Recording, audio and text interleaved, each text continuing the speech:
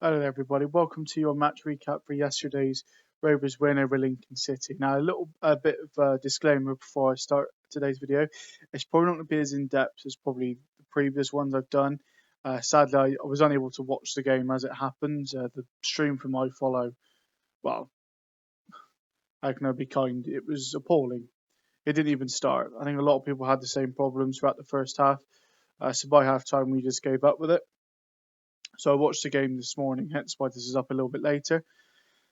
So I just wanted to give my opinions really of yesterday's game of as best as I can without trying to sort of brush it off, because it is difficult to sort of enjoy the game as you know, knowing the result, watching it back then in real time. But I thought the game was a good game yesterday. I think both teams played very, very well. You could see why Lincoln were top of the league. They do play some good football. They got some good players as well.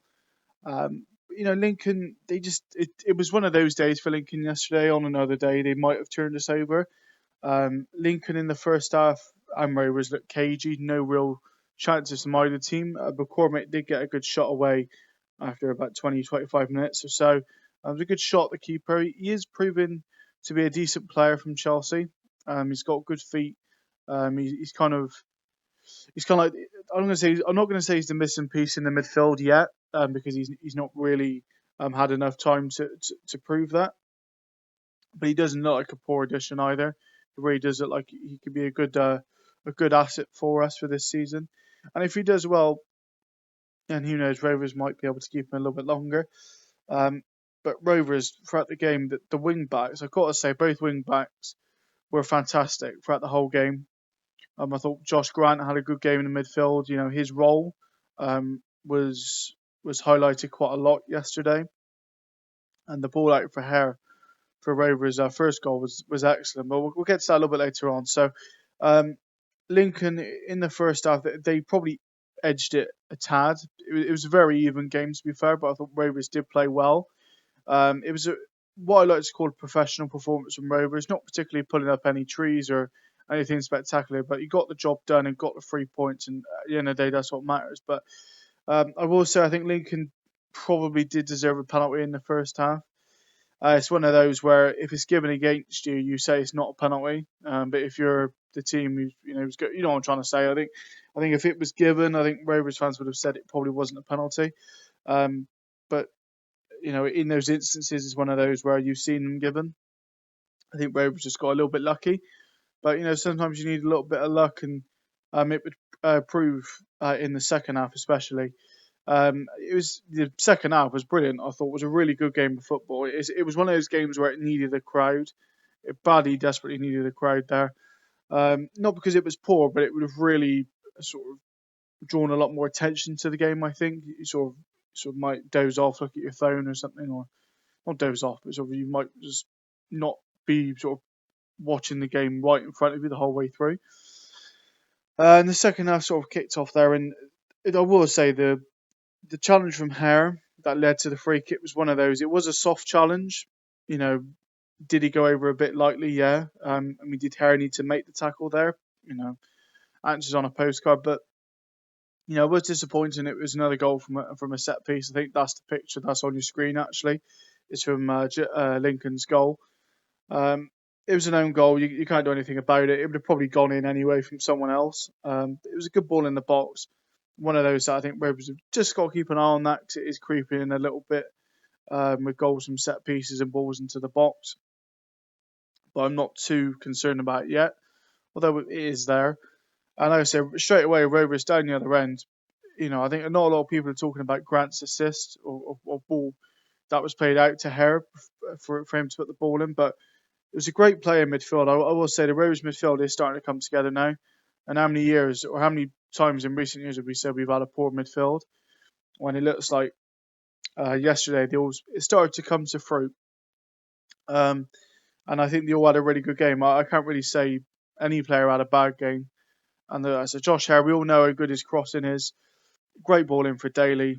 And so he couldn't miss that. It wasn't a sort of an easy chance to miss, but he still had to get into that position and just direct it towards goal. That's all we had to do, and that's his first senior goal, and it was well deserved. And obviously, it was one of those Rovers. I thought, well, if we keep knocking on the door a bit, so putting a bit of pressure on. They might cave in, and we want the penalty. It was definitely a penalty, no doubt about that. I think Lincoln were appealing that it was outside, but no chance.